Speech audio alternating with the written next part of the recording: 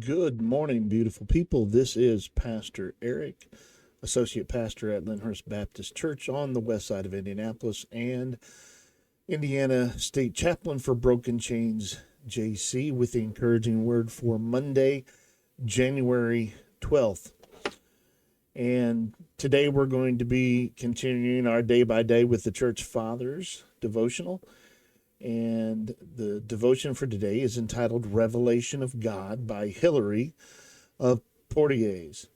And Hilary of Poitiers was a bishop, a doctor of the church, who was born in 310 and died somewhere around 367. He was well known for his strenuous opposition to the Arians controversy.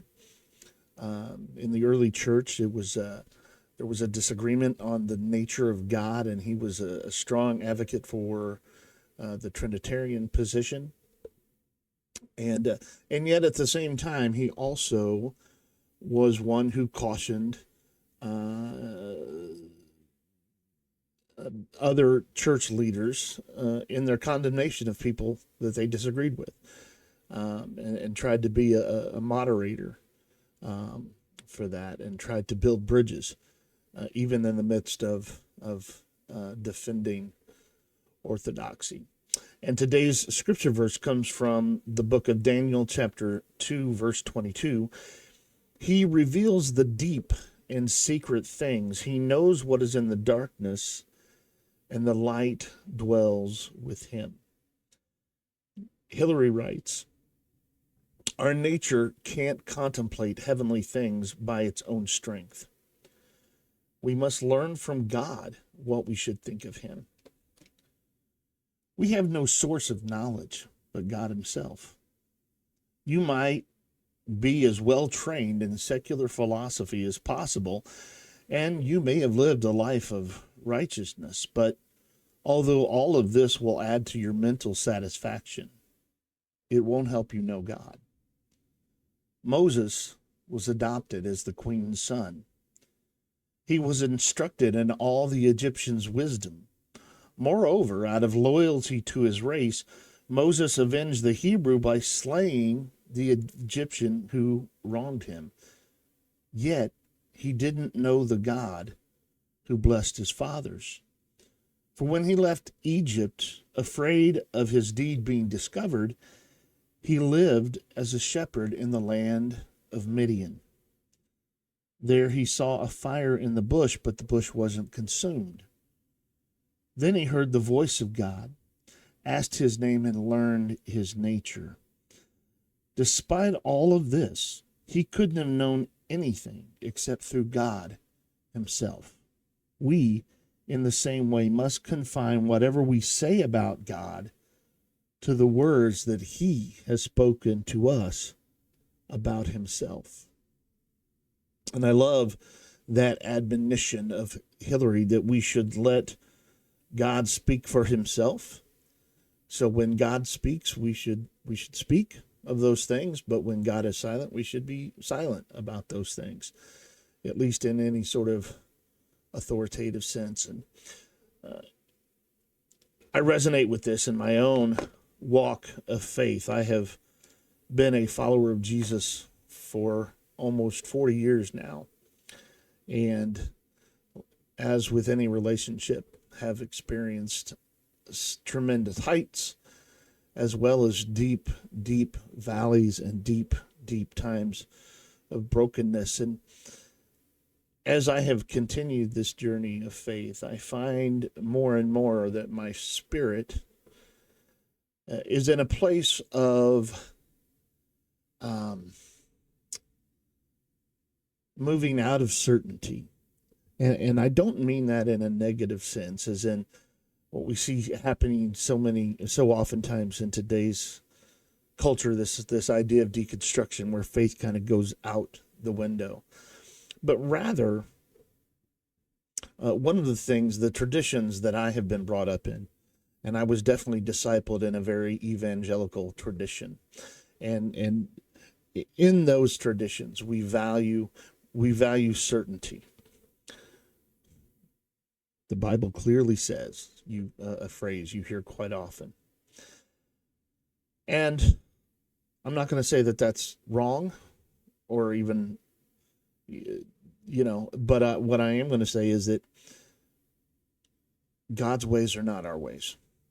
And while I do firmly believe that um, our understanding of God will not contradict itself, He will not contradict His word. But I also understand that as finite human beings, anything that we know about God is going to be by revelation of God to us. And so there is a big element of mystery.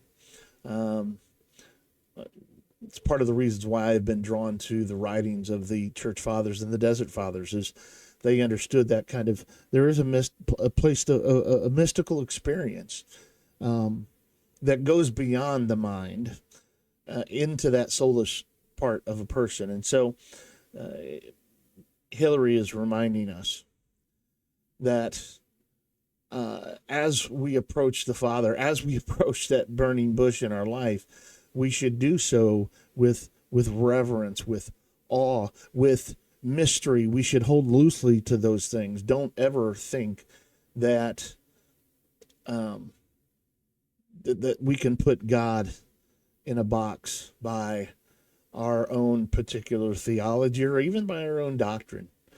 Again, not saying that those things are not good or not important, but when we use those things to try to manipulate or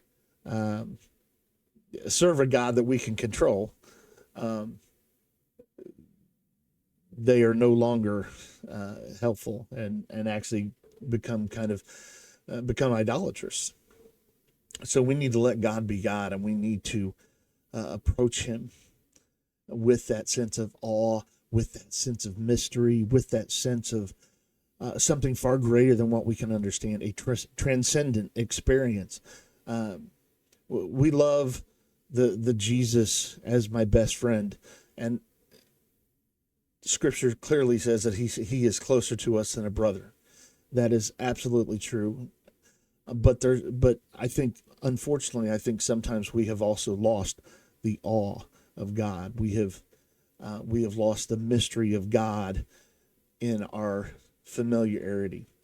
And so I would encourage us to just find some time to get away, to block out some time where you can practice solitude, where you can rest in His presence, where you can recapture the wonder of the faith, the wonder that I hope that you felt when you first came to faith, but it is something much deeper because now it's rooted and grounded in a foundation.